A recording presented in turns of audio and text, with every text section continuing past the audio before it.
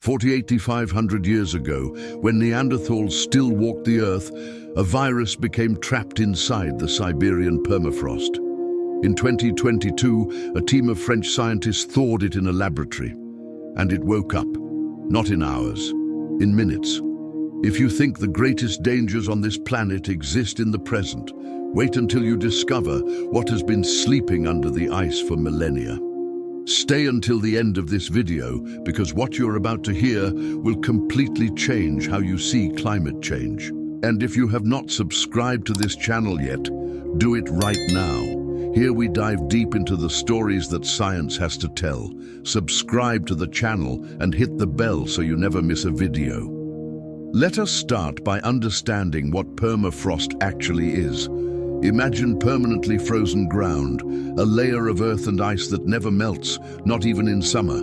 It covers roughly 1/4 of the entire land surface in the Northern Hemisphere, Siberia, Alaska, Northern Canada, Greenland. Beneath the tundras and boreal forests, there is an immense biological archive, accumulated over hundreds of thousands of years.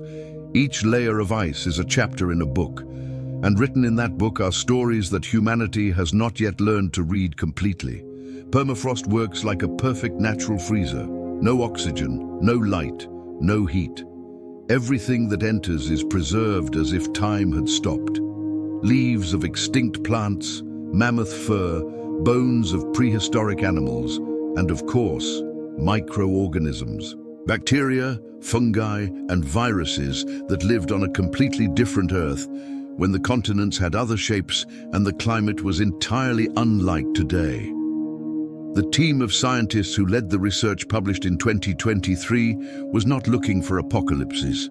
They were serious researchers, specialists in paleogenomics and virology, working with samples collected in Siberia and analyzed in containment laboratories. What they found was something unprecedented in the history of science. Not one, not two, but 13 different viruses, all revived from permafrost samples ranging in age between 27,000 and 48,500 years old.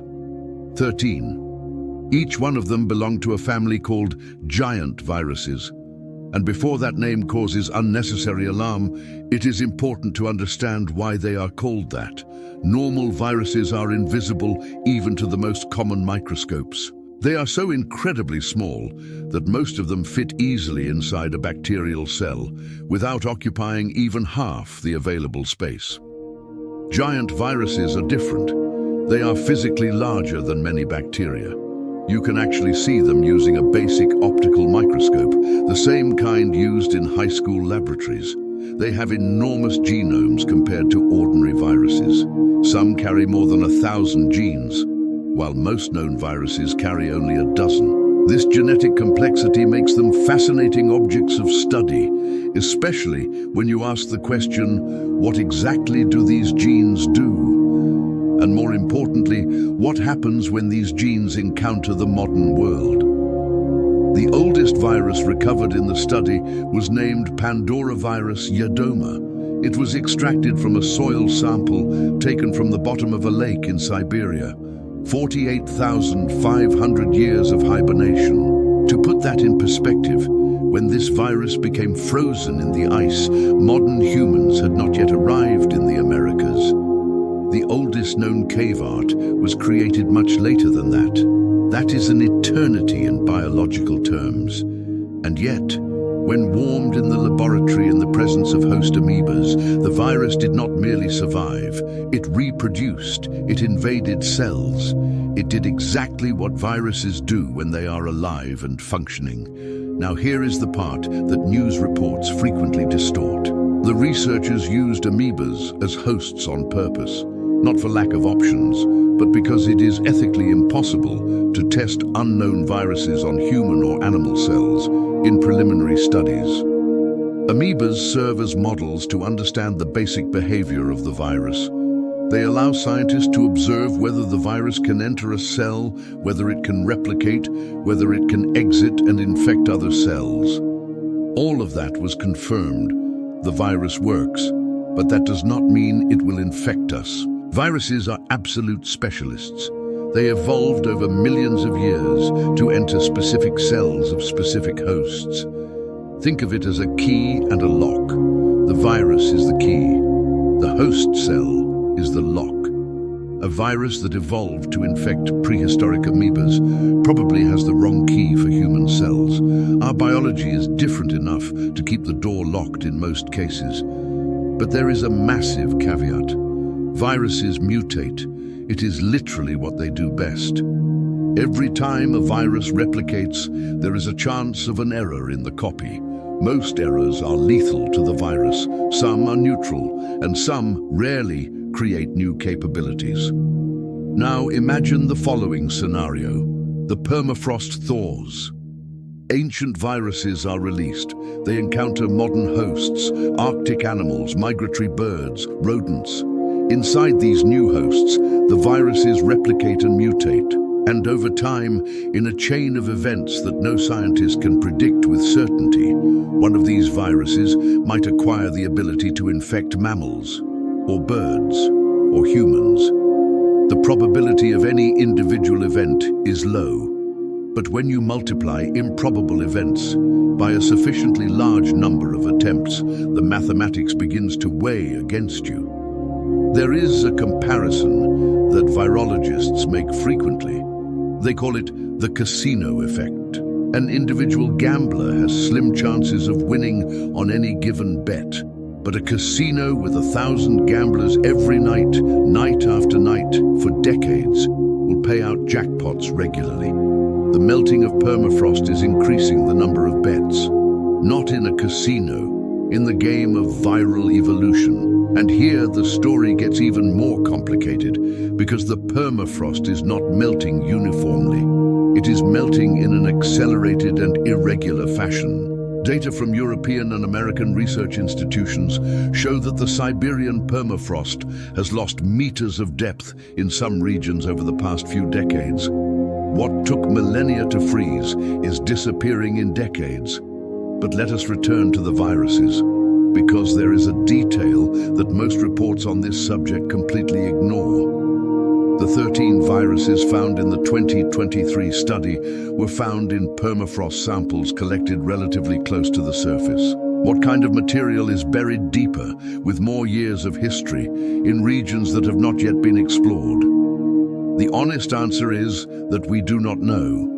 Permafrost research is expensive, logistically difficult, and still in its early stages. The 13 viruses from 2023 are probably just a tiny fraction of what exists down there. Genomic studies of permafrost samples show DNA and RNA sequences that do not correspond to any organism catalogued in modern science. Orphan sequences, researchers call them, fragments of life that existed before ours and that we have no way to classify yet. The historical context here is crucial. The COVID-19 pandemic showed the world what happens when a new pathogen meets a population with no prior immunity. In less than 2 years, the virus infected hundreds of millions of people. And SARS-CoV-2 was a relatively recent virus, emerged in a modern ecosystem. Now imagine a pathogen that is not only new to the human immune system, but comes from a completely different biological world, predating the emergence of many of the animals that inhabit the planet today. The human immune system learns from history. It maintains memories of ancient pathogens passed from generation to generation through epigenetic mechanisms. But that memory only works for pathogens we have already encountered. For something completely foreign to our evolutionary history, the immune system would be essentially blind. Scientists who work in this field are careful not to create panic, and rightfully so.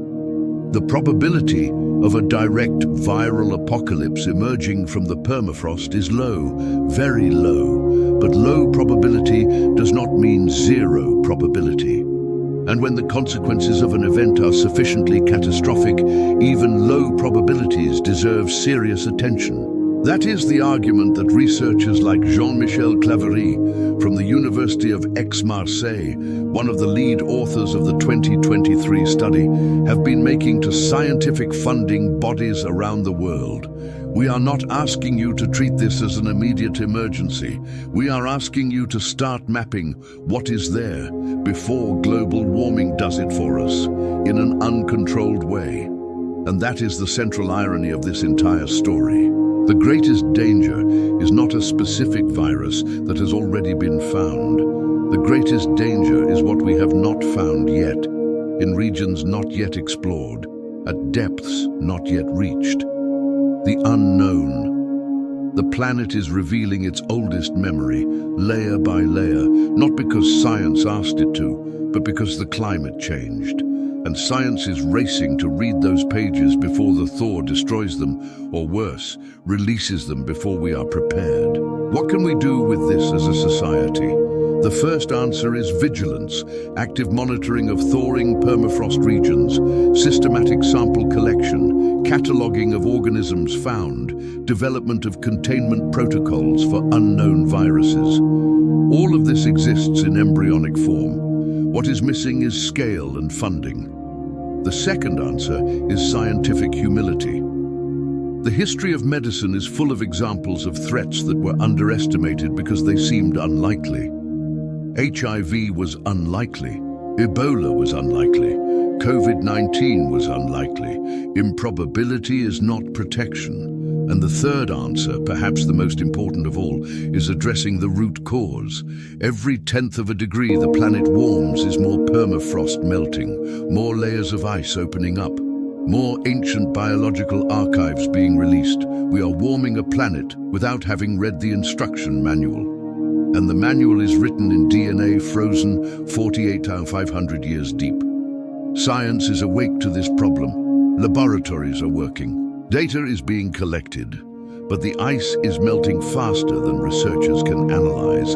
And somewhere in Siberia, in Alaska, in Greenland, there are layers of permafrost that have never been touched by human hands, containing forms of life that existed before us and that may wake up long before we are ready to receive them. That is everything for today. If this video made you think differently about climate change and about what is buried beneath the ice, leave a like and share it with someone who needs to see this. Subscribe to the channel right now, because in the next video we will explore another story that science is trying to understand before it is too late. Click on the video appearing on your screen and stay with us. The most important story might be the next one.